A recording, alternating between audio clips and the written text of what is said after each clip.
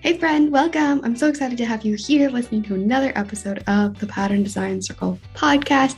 Here we talk all about the ins and outs of designing knit and crochet patterns and running a business that makes it all possible. I'm Jessica, your host, knitting pattern designer, design mentor, and the friend in your ear.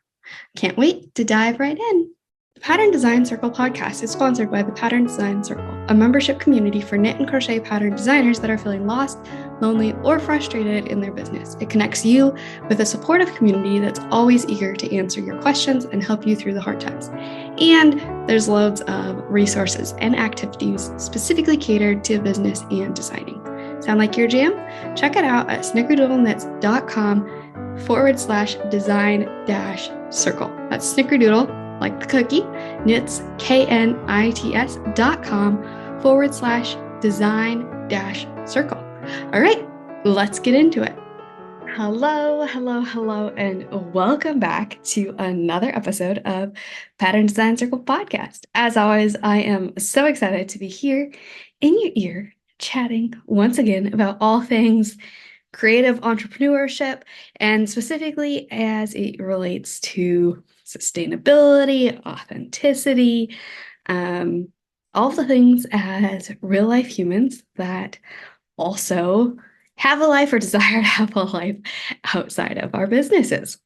So today we are going to continue our series of episodes that is really pulling inspiration from things that I am seeing, reading, hearing, talking about with other creative entrepreneurs and sharing them with you here, and maybe a little bit more depth or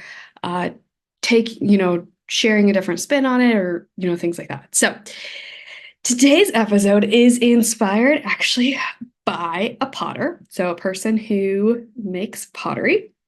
His name is Dan Pearce, and I've been following him for probably a little over a year on Instagram. He has, I think he has a fun personality and everything, but there's lots of humor and fun and play. But what I really wanted to talk about was this kind of technique that he uses in his pottery and the way that the perceived value around it. So really kind of the conversation here is about, in a little bit of a roundabout way, pricing our artwork, and what people are willing to pay and the perceived value that comes from that.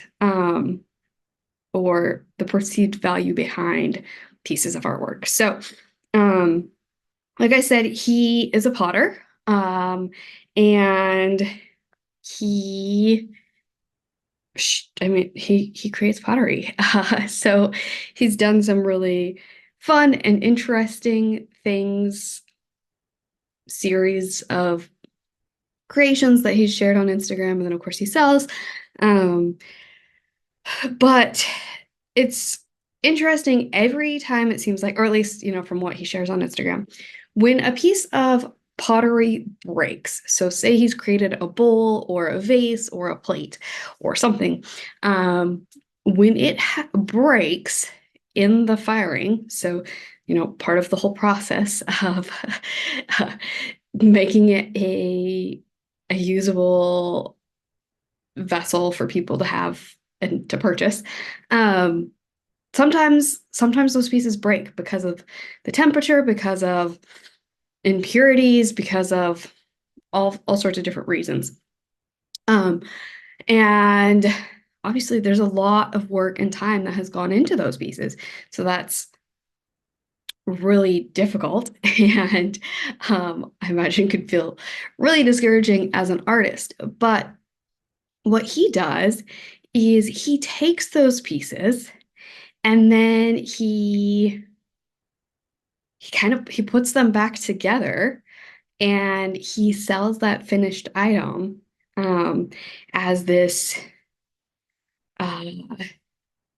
piece that is actually more valuable because it has been broken and put back together. So he uses this technique, which I'm going to take a second and make sure I pronounce it right here. So I'm going to take a pause. You all know that I took a pause, except for that I told you. All right, so it is called Kintsugi, and it's a Japanese like art form where the whole concept of it is that they take these pieces of pottery that are broken, they put them back together using this certain uh, um, using this certain technique to bring the pieces back together. It's very visible. So if you are on the video version, here's, oh, there we go.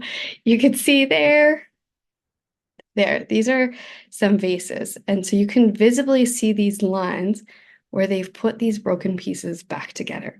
Now, the whole concept, Dan's not the first person to create this. The whole traditional concept behind Kintsugi is that there's beauty in these things that have been broken. And so then it goes into this whole, like even as humans, that the imperfections are actually what make it really beautiful, that make us really beautiful. And that actually makes it more valuable. So they're not trying to hide the imperfections. They're not throwing away the imperfections. They're not choosing to scrap the imperfections. Instead, it is embracing the imperfections. It's embracing the story of this piece of art that was created. It's embracing the broken pieces. And so he'll share this often when he talks about his kintsugi, just the symbolism of it and how beautiful it is, even just thinking about us as humans, that it is these unique differences, the imperfections that really make us valuable and unique. And valuable is not quite the right word, but it like that is something very special. And so for this kintsugi work, of course, it ends up taking more time and effort to put these pieces back together and to get it all all together as one piece and finish the process. Especially if there's a lot of small pieces, it takes a lot of time. So it takes even more time to create these like broken pieces than if it had gone smoothly and quote unquote correctly from the beginning. And what I find really fascinating is that he does not discount these pieces. Instead, they are priced at a higher price point because they are more valuable. They are absolutely one of a kind, something you won't ever be able to buy anywhere else, something completely unique to what he's created, and it has a story behind it. And so then he also, he encourages people when they buy these things to use them as conversation pieces, to talk about the meaning behind them. And it really becomes this whole story behind it as well. So I love that perspective. And for all of us as creatives, I think there are ways we can take that and be inspired by it, apply it to our own craft. So if there's something that really feels like it did not go right, maybe it's a painting, maybe it's a knitting design, maybe it's a poem or something. Taking that thing and sharing it in its imperfections. Maybe there's something that you do to wrap it up, but sharing it in its imperfections, sharing that story helps give it even more value. And when you talk confidently about the value that it has, other people perceive the value there. Other people are willing to pay that money. Other people are able to see the beauty in that thing. So you can share. You don't have to, or let me finish the first thought. You can share honestly, openly, transparently that this wasn't the original plan, that this is the mistake. But you can share the whole story then. You can share what maybe the initial intention was. You can share what the idea and the concept was, how this thing took kind of a life of its own and became something else, and how now it is its own beautiful, unique piece of art.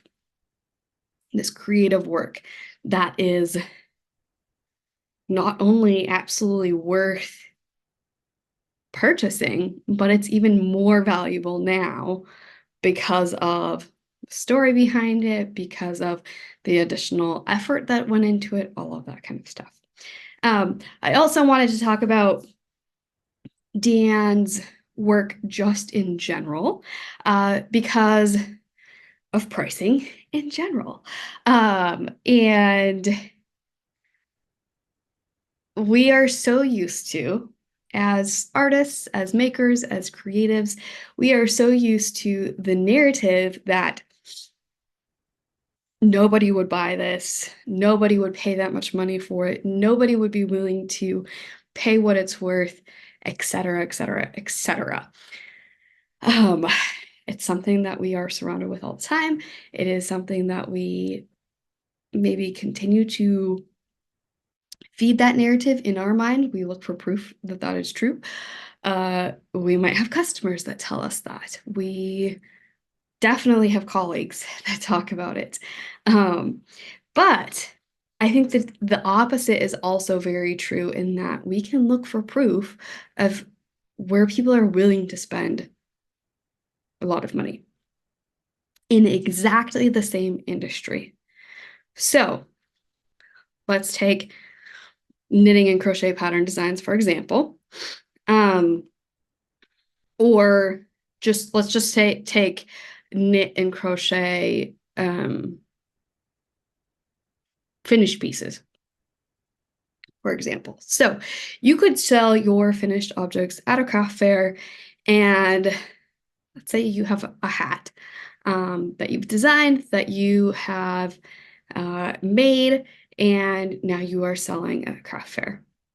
It could be exactly the same hat in a completely different scenario that now you're trying to sell in a high-end market, maybe to movie producers, to a public figure who has disposable income, all of those kinds of things.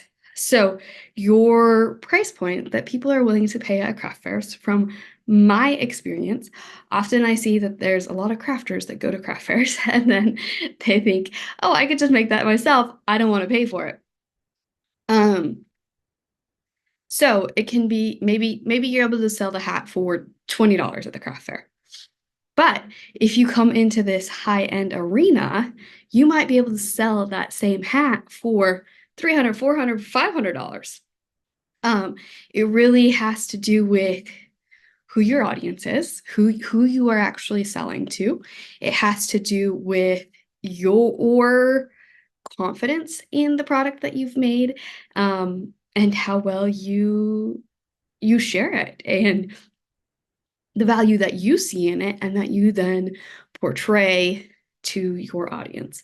If the same person, say you're at a craft fair and like, yeah, I just made this real quick, it's not that big of a deal, the yarn is, yeah, it's nice yarn, it's not the best yarn out there. That's not going to make it sound like it's a $300 hat, right? Where if you go to I don't even know the terminology, but if you go to this big fashion design event meant for high-end, high-scale clients, and you share your story behind it. You talk about how you've been designing for all these years, and you share the story behind it, and you talk about the qualities of the yarn that you used, and you talk about maybe the like the sheep to final product process of that yarn. You're now creating a perceived value that is much higher than the other scenario. Um, so pay attention to how you're talking about your products for sure. So specifically, like talking about Dan, we see pottery, that's sold at such a huge variety of price points, right? You might see a mug that's sold for $15, $20 in one place, and then it's being sold for 50, 60, 70, $100 in another place. And it's really about the perceived value. A lot of times those are the difference between those is a clientele that recognizes and values the amount of time, energy, and expertise that goes into those pieces. Doesn't mean that that $15, $20 mug doesn't deserve to be paid at that 50, 60, 70, whatever dollar price point. It could be exactly the same amount of expertise, exactly the same amount of time, exactly the same amount of energy that went into that piece. But the way that it is being marketed, the audience that it's being marketed to is different. Now, I will feel like I should say a little caveat here. I'm not saying that you need to find a clientele that is willing to pay the absolute highest price point. Um, it's absolutely important that I believe that all the price points are represented. I think it's important that there are things available at affordable prices. Uh, Absolutely.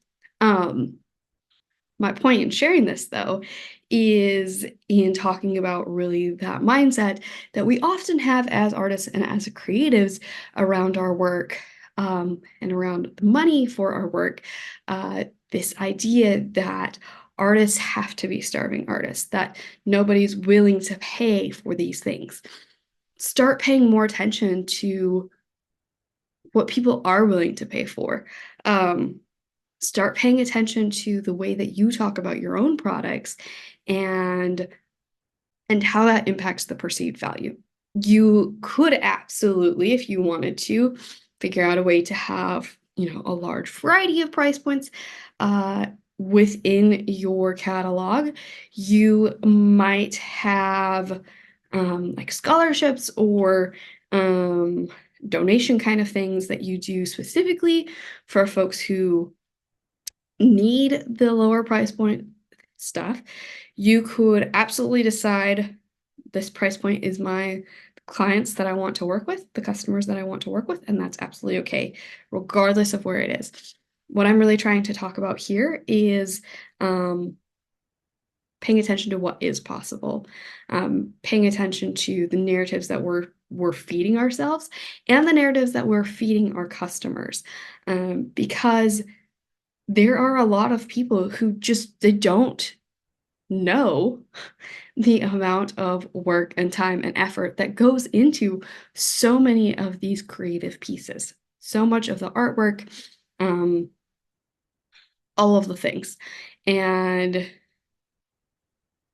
that when we share, even if we're just sharing behind the scenes, you don't have to itemize every single second that you've spent on the project. But sharing behind the scenes, that just gives an inlet of perspective on how long these things take. So yeah, anyway, back to this conversation about Dan's pottery. Um, for example, there is like a Kintsugi pot vase that he has listed right now for $1,400. There's a platter for $1,000. There's a serving bowl for almost $1,000. More vases and platters at like the 800 to 900, and continues to go down from there. Let's see. Oh, there is also one bowl that is $3,000 because they spent so much time on it. They have like um the whole process on Instagram as well. So we have like down all the way down to like $50 items um for these smaller pots and vases. Um so yeah, like $50 to $1,500. Um, that's a bit of a price difference. And it's all represented in his shop. And it's not to say that I don't like I guess what I'm trying to say is like it can all be represented by the same artist. He has that much, I mean, he has the same amount of expertise. He does have a couple other people that work with him. So each person's going to have a little bit different expertise. But if you take out the variables of what you might think impacts the pricing, it can still vary so much. And what it might have to do with the techniques, absolutely, yes, has to do with the amount of time you put into it. Like within your own pricing structure, determining what's at the lower end and what's at the higher end, those factors are absolutely going to exist. But yeah, it's possible to sell a platter for $10, $15, $20. It's also possible to sell a platter for $1,000, $1,500, $2,000. So yeah, it's possible. It's this narrative that we feed ourselves that artwork isn't valued, that people aren't willing to pay for it, that artists can't ever make a living. All of those things, they are not true. They can be true if you choose to make them true. Like they can be true in your own experience, but it is not a universal truth, which reminds me of, if you haven't listened to the episode about Project Iceman, and stop listening to the things that people are telling you when they haven't even proven it themselves. Highly recommend. I love that episode so much because I still talk about that documentary all the time. But anyway, yes, pay attention to the narrative that's in your head, pay attention to the narrative that's in your customer's head, pay attention to where you're finding your customers, pay attention to how you are talking about your items, how you are talking about your process, how you are talking about your own value as an artist, and how you are talking about the value of your artwork. Knitting patterns, crochet patterns, paintings, pottery,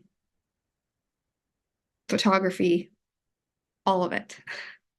It's still the same situation. Actually, let's talk about photography for a second, because I like I've been looking at photographer stuff for maternity photos, for newborn photos, and the price points are so different. Yeah, it does, depend a fair bit on, like, the quality is reflected often.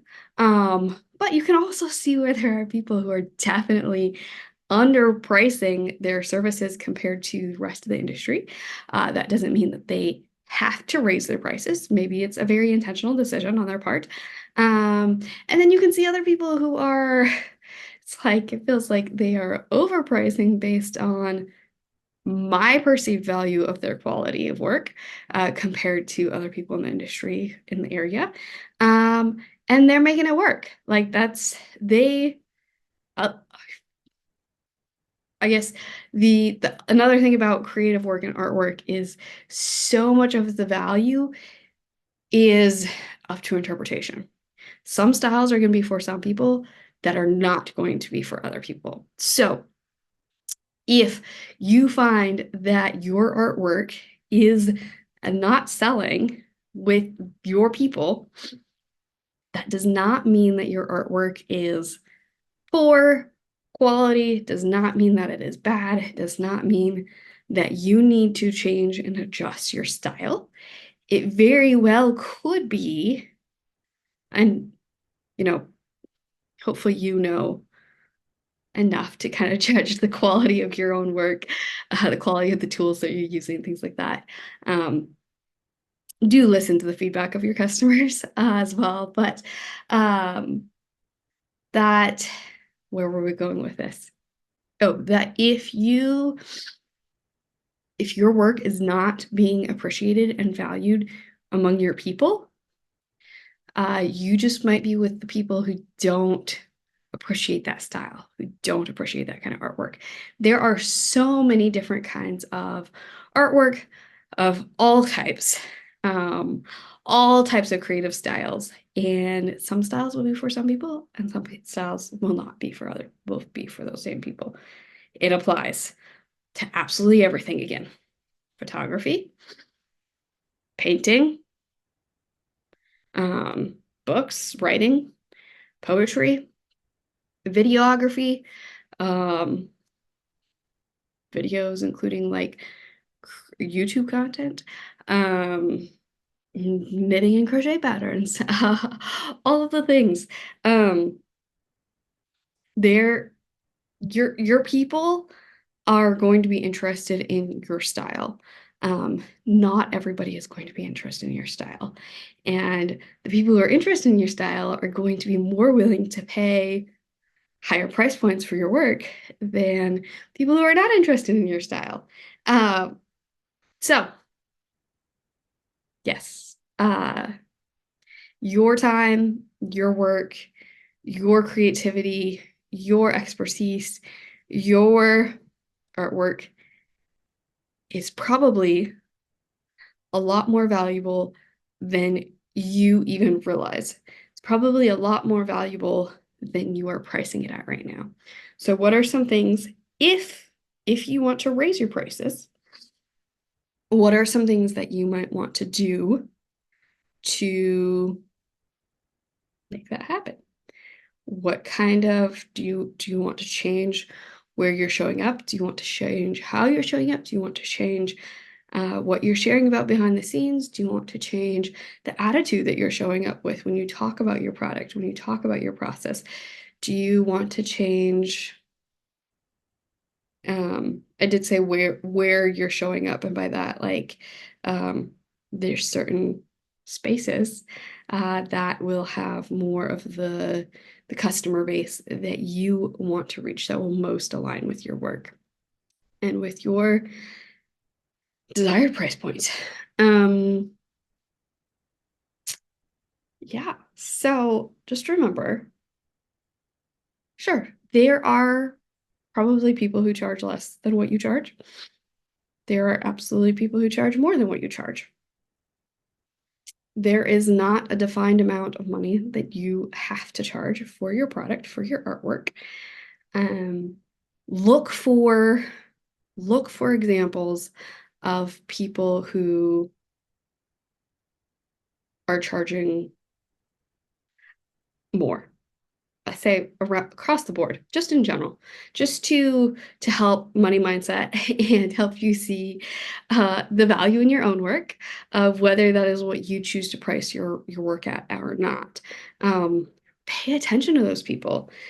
Pay attention to what they're doing. Pay attention to their marketing. Pay attention to the way that their customers respond to what they're sharing online. Pay attention to what makes it possible for them to sell at those kinds of price points. And learn from that. Choose what, or if you want to apply anything to your own business. And if nothing else, it will help your mindset around your creativity and the value of your creativity, the value of your artwork. But it also, if you keep your price point low and you share, if you start talking more about the value and everything, then you might, be totally sold out and stuff. You might have way more orders. If you don't, if you talk about your value more, if you talk about, perceived value for customers more, and you increase your prices, you can start selling your products at higher prices. So I'm not saying, again, that you have to raise your prices. I'm talking about what is possible. I'm talking about the limiting beliefs that we tend to hold as creatives. And I want you to just push that boundary a little bit. Pay attention to people in your industry and in other industries who are charging what you might even feel is atrocious amounts of money for their artwork, and be inspired by that. You don't have to be jealous about it. You don't have to be frustrated about it. You can be inspired about it. You can see what's possible. You can choose then what you want to follow in your business. Alrighty, I know I've been rambling here at the close, but I was so excited to talk about this, and I just hope that it actually came across as inspiring and motivational, and like, your work is valuable. I hope you understand that. And your work, you deserve to be paid for your work. Alrighty, I'm off my soapbox. I'll see you on the next one. Wow, thanks so much for listening to this episode. If you found it valuable, please share the podcast with a designer friend. And if you have a minute, leave a review. It's so helpful for me and means the world to me. Chat soon.